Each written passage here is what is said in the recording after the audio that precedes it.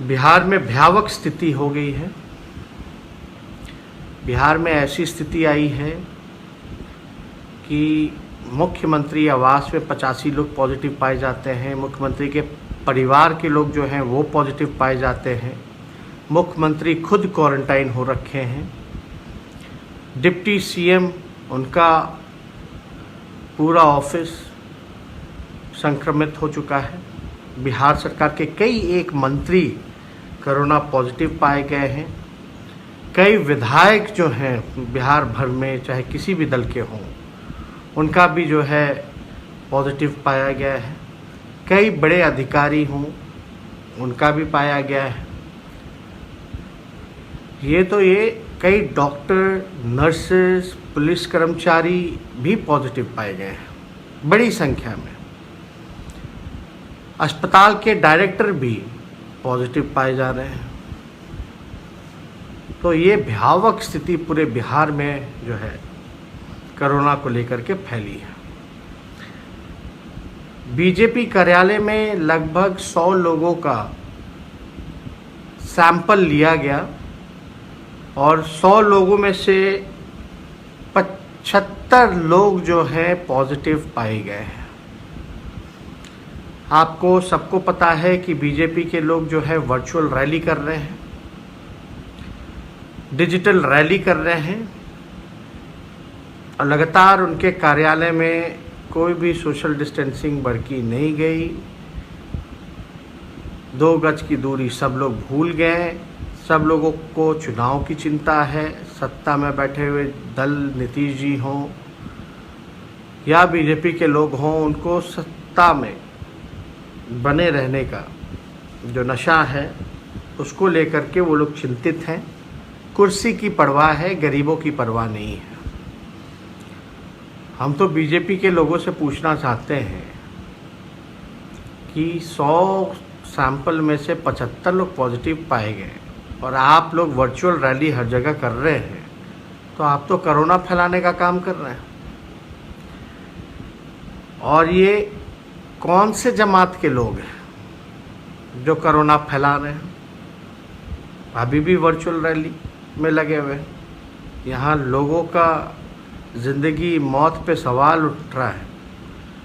अस्पतालों की स्थिति देखी जाए तो कोरोना पेशेंट से पड़े हुए लाशें पड़ी हुई हैं, कोई उठाने वाला नहीं है।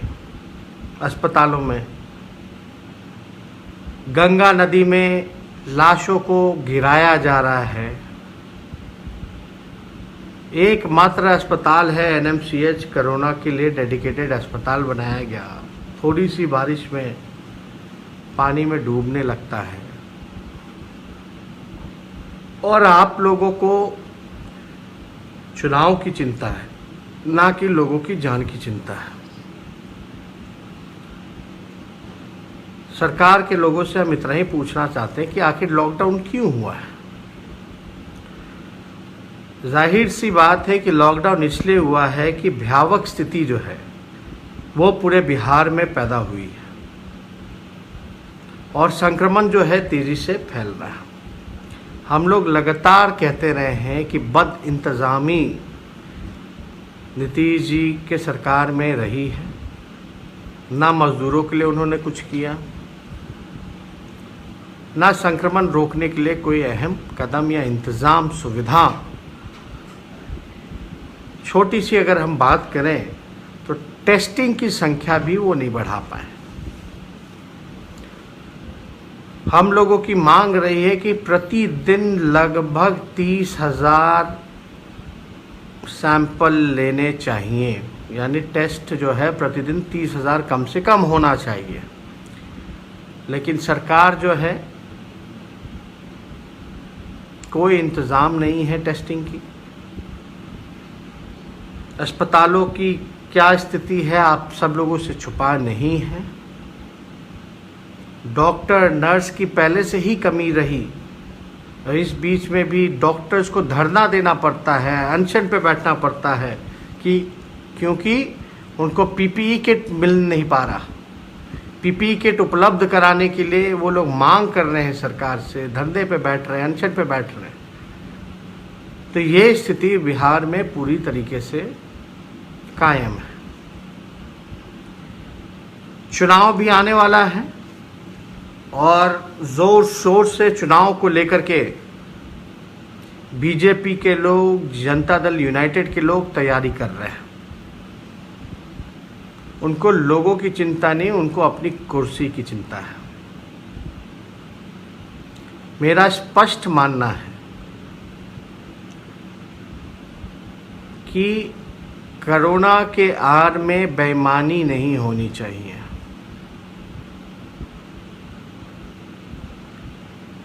कोरोना के आड़ में बेईमानी नहीं होनी चाहिए, बल्कि फेयर इलेक्शन होना चाहिए। दो चीज़ें हैं।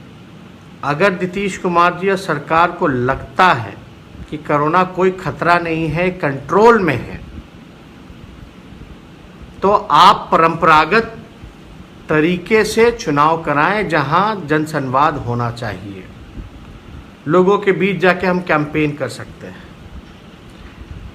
लेकिन आप कहते हैं कि कोरोना है और उसके आड़ में आप कहते हैं कि वोटर 35% जो वोटर जो 65 साल के ऊपर बोलते हैं घर से वोट देंगे, तो हमें पूरी शक है कि इसमें बेईमानी हो सकता है। 65 साल के ऊपर वाले लोग चुनाव लड़ सकते हैं, लेकिन बूथ पे जाके वोट नहीं दे सकते।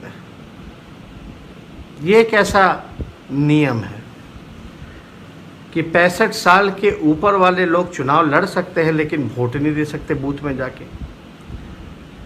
मुख्यमंत्री जी, अगर कोरोना है तभी आपने लॉकडाउन किया है, यानी सिचुएशन जो है कंट्रोल में नहीं है। अगर कोरोना खतरनाक है, लोगों के मौत पे, जिंदगी पे सवाल उठ रहे हैं, इससे लोगों के जान को खतरा हो सकता है, तो चुनाव को टाला जाए।